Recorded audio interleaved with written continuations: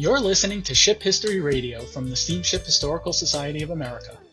Through recording, preserving, and educating, our mission is to share the impact of engine-powered vessels, their crews, and their passengers with future generations. To learn more about our organization, visit us online at sshsa.org. My name is Brian Lucier, and I handle membership and public outreach for SSHSA. In this episode, we begin a series of occasional conversations with our collections team, including Archivist Astrid Drew and Assistant Archivists Heather Kisilywicz and Tessa Mediano.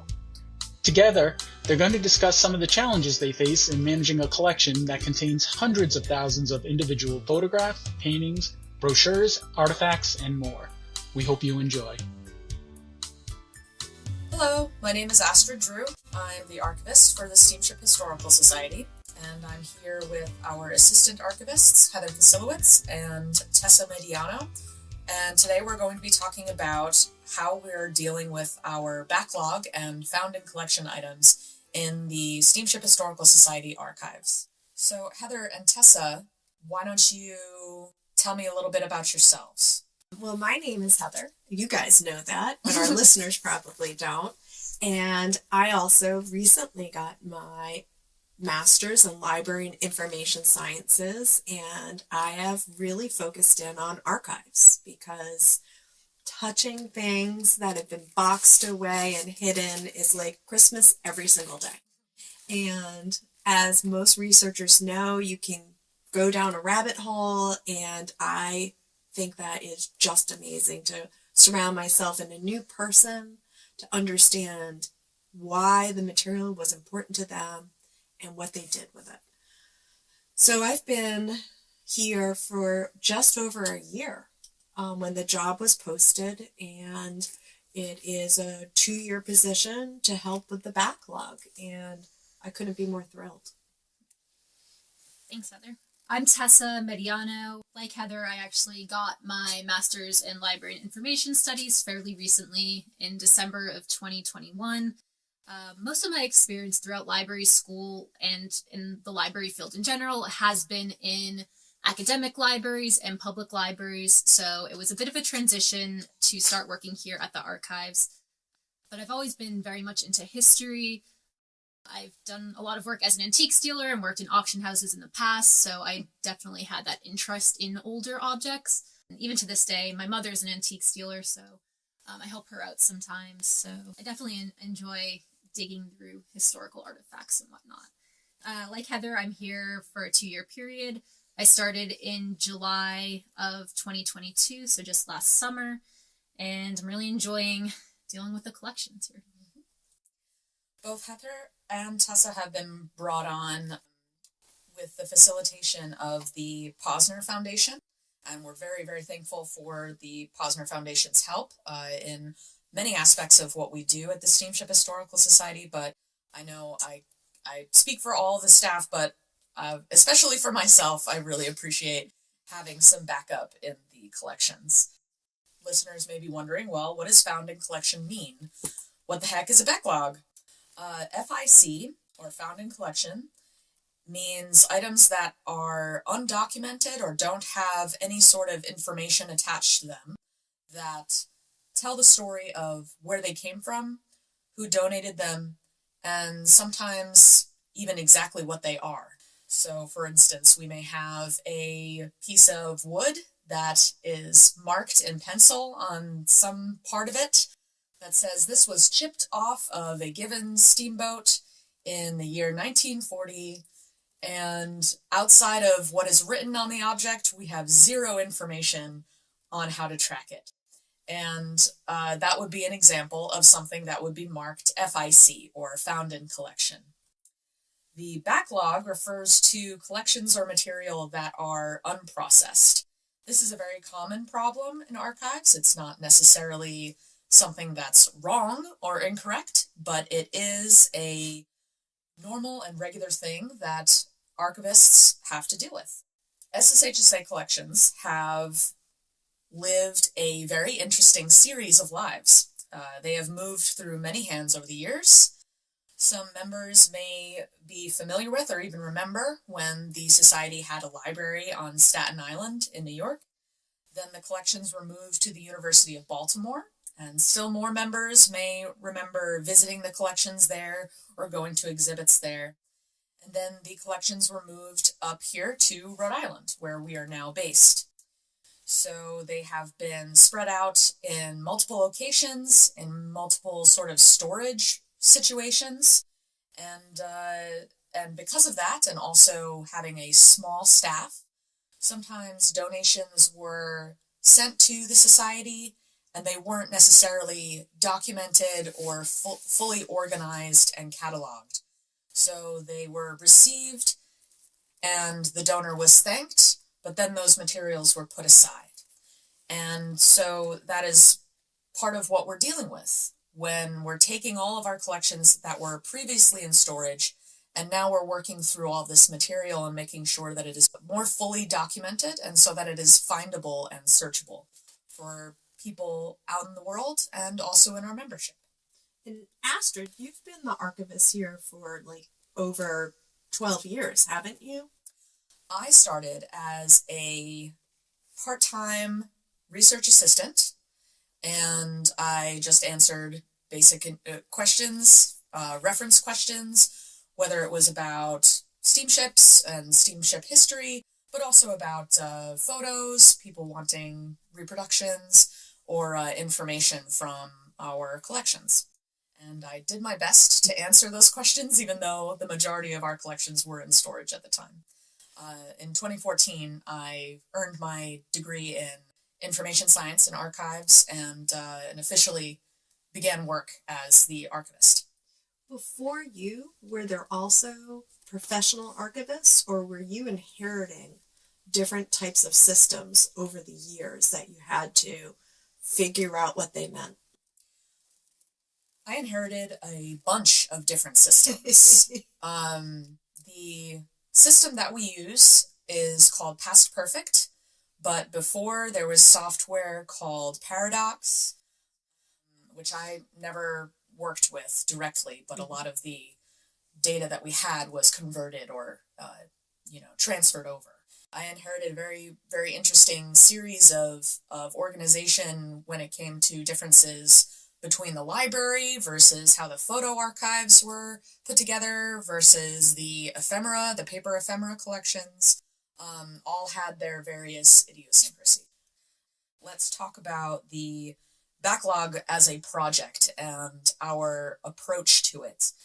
Some listeners may be familiar with archival work, but others may not. And as you're listening, if you have any questions, please feel free to reach out to us.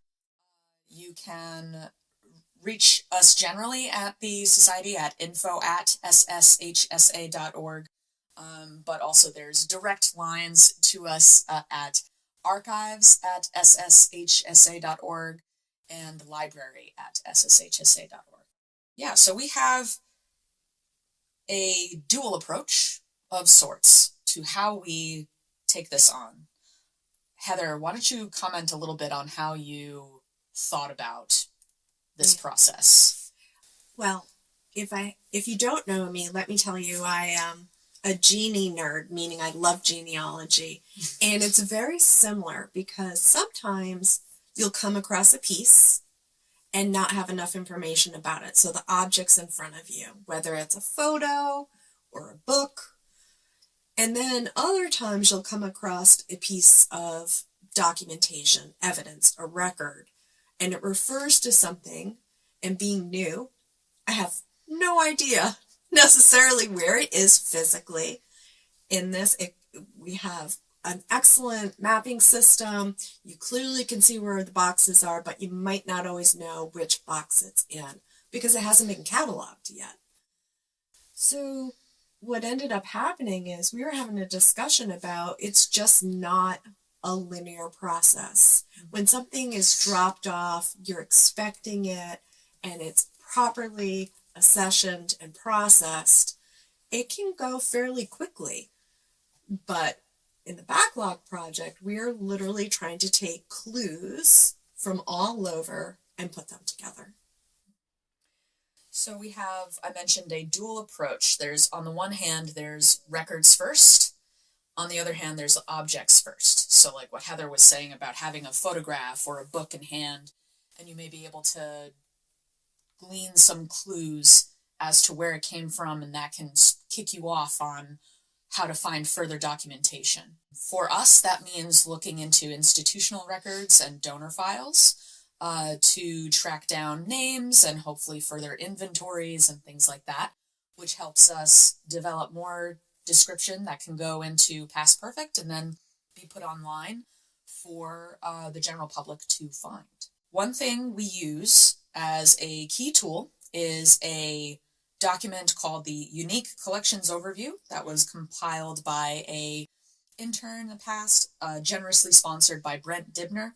And that has been a extremely helpful document in helping us kind of narrow our thinking and our approach to focusing on key collections that are either very large groups of material or important material. So speaking of the Unique Collections Overview, I actually just referred to that today to give you an example. So I'm researching right now the Federal Shipbuilding and Dry Dock Company collection, which includes mainly photographs and negatives of all these ships that were built from about 1917 to 1949. And I looked at the Unique Collections Overview because it had a little biography that this intern had typed up, and then it also said it was given to the society in 1950, I believe. Now, just looking at that document isn't necessarily good enough to start saying, okay, we know for sure this was donated in 1950 because we don't have a deed of gift or any official documentation yet. But the fact that an intern put that in there makes me think that somewhere there is some sort of documentation showing the transfer of those files to the society. So yes, the Unique Collections Overview, I think, is a very helpful document for dealing with the backlog. I think also when working with that, it helps look at the largest collections that are hopefully probably housed all together. So once you are able to connect how the intern described them and then physically find them, it's so much faster, opposed to focusing on a couple of things over here that we're not really sure where. I mean, the most significant collections obviously make the most sense to invest your time in. Definitely. So that's a great example of actually kind of both, I guess. Starting from records first, if we count the Unique Collections Overview as a record in and of itself, versus starting from objects or the collection itself. Another fun example is the Fletcher collections, a small group of artwork that was given to us that I encountered doing the first FIC inventory, which I did in 2016. And that was a fun project, a lot of opening closets and doing some interesting work there. And the starting point for tracking that down was literally just a sticker on the back of the framed painting saying this was given by so-and-so Fletcher in such and such year, and had all this information on a nice handy dandy tag. And, something at least. And that was enough. I was off to the races. That was one of the questions I was asking about the people that came before you, because each had a different inventory system. I mean, I'm sitting next to a box right now that's marked AW-001. Perfectly identified on the side, on the top, just like an amazing archivist would do. But it means nothing to me because I don't know what AW-001 means. But it's the best feeling when I go home because I came across, when I wasn't looking for it, an explanation, and the world just opens up. It's like the clouds part and the sun comes down. But you never know when you're going to find that piece. Yeah, I mean, sometimes that is that sort of thing when that, the clouds part in that way. It's like, oh yeah, the two letters are the initials, of course. Yep. But yeah, there have been a bunch of numbering systems, and that's why with some of the old FIC inventories, I had one field that was all about just listing every number and weird thing that was on some of these framed objects, because in some cases you're looking at a framed painting that has essentially two people's inventory numbers. sometimes 3 if you count the stickers or numbers from the like storage facility that they were in. So yeah, it can get really complicated very quickly depending on what you're looking at. So some of the pros and cons of this approach. The pro obviously is an expanded understanding of our collections and also being able to put more of it online so that people can see it and more fully understand the value, I think, of what is held here. I think a lot of our members, and for those listening, it's okay if you're one of these people, it's totally fine. Because the society, I think, has always been in this process of trying to educate the public of the breadth of what we have in our holdings. But there are some people who only really see Power Ships magazine, and so that's what they think we do, which is a totally understandable thing. But one big pro of this process, even though it can be time-consuming, is educating more people and really getting to show off what we have here. The cons, and I was wondering if either of you have any. I had another pro. Yeah. What's another pro? Well, I think the pro of this approach and just managing the backlog in general is making sure that we're respecting the people who have donated to us in the past and not just prioritizing the new stuff that comes in, because it's very easy to say, oh, well, so-and-so just donated this a week ago and we have all the paperwork and I'm just going to focus on this now.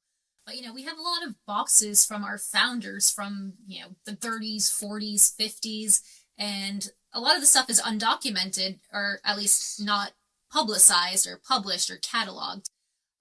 And, we want to make sure that we're honoring, in a way, the people who founded the society and the passion that they had for ships and for the society in general. So that's one of the things that I admired about the Steamship Historical Society when I first came on, is having a professional archivist who's already been doing this. You see that ethical responsibility and professionalism of knowing that you're taking something that was extremely important to them and making sure it's preserved from time on.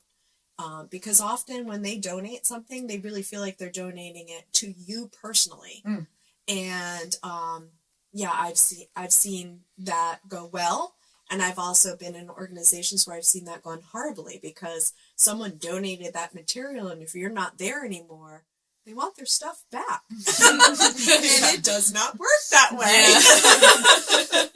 Yeah. That's a good word, actually, honoring, because we have so many interesting, I guess, legacy donations or collections. I think of the Lockhead collection in particular. I mean, he was so meticulous in documenting his scrapbooks. So John Lockhead made all these scrapbooks of cutting out clippings of any mention of steamships in the newspaper. And when he was, I think it was when he was in the war, he went to serve during World War II, and his sister and his mother actually kept on clipping articles for him. Yeah.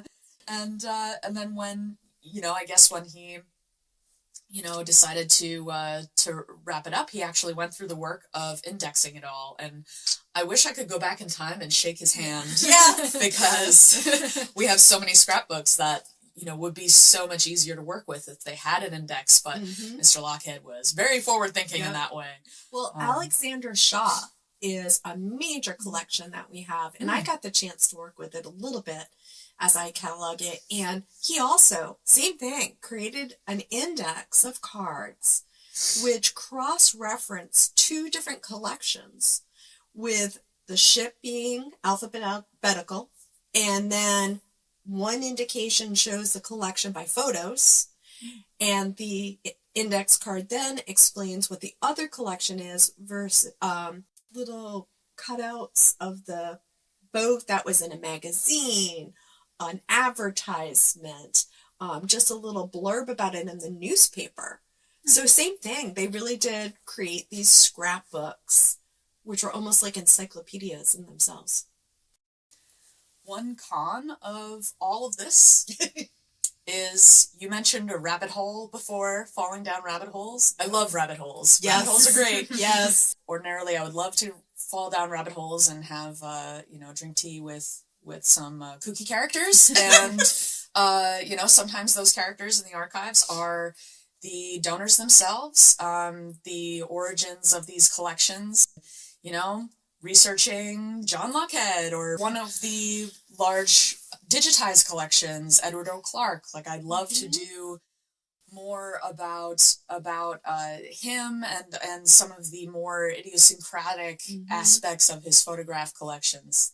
Guy loved flowers. I would love to just really dig into what the deal is there. So he took photos of boats and flowers, you're saying? Yes, indeed. And flowers, ships, and trains. I will say that I recently worked on the Claire Fall collection. This amazing woman who was a cartographer. Her first job was she worked during World War II down at a naval base in Florida designing ships. And then she's known for creating these amazing historical maps. She gets involved in preservation in New Jersey. She's known for being the person that was responsible for getting 200 stone homes on the National Register. And the material that she donated is interesting, but it's a smaller collection. But what I found by cataloging that material is she truly is the thing, the item in our collection that should be showcased. Interesting person. Yeah, for sure. So in some ways, falling down a rabbit hole can be extremely positive and an added benefit to the work overall, but also it's tough. Very distracting at the same time. Exactly. Yes.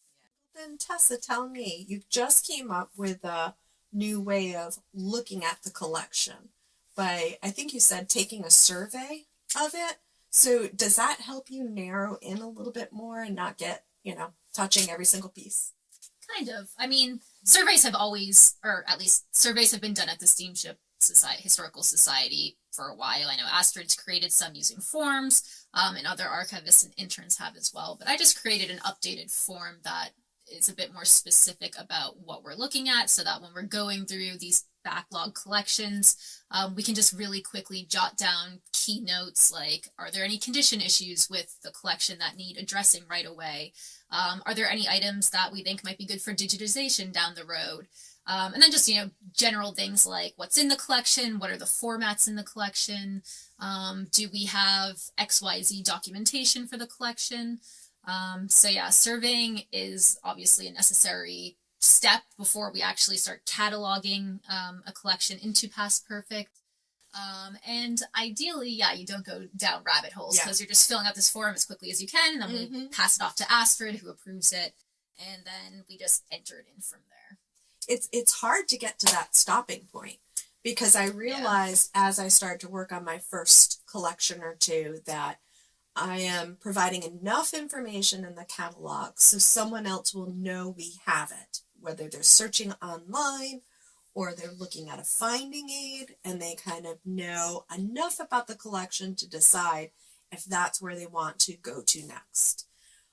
So if they schedule an appointment, we're able to pull that information for them and help them dig deeper.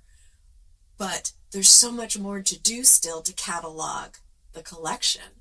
That's just the first pass. So part of me feels like, in a way, you're never quite done, ever. Definitely. Am I the only one that's pessimistic about that? Or I don't think it's pessimism. I think, like I mentioned before, a backlog is a normal thing for an archives to have. It would actually be weirder to not have a backlog. So I think in some ways, it can be demoralizing if you see it as, oh man, my work is never done. But I feel like it's a positive in that I always have something to do. There's always something that I can switch to if I feel my eyes glazing over. Yeah. Like there's so many different kinds of things to do. So that's what I really like about this kind of work, about archival work.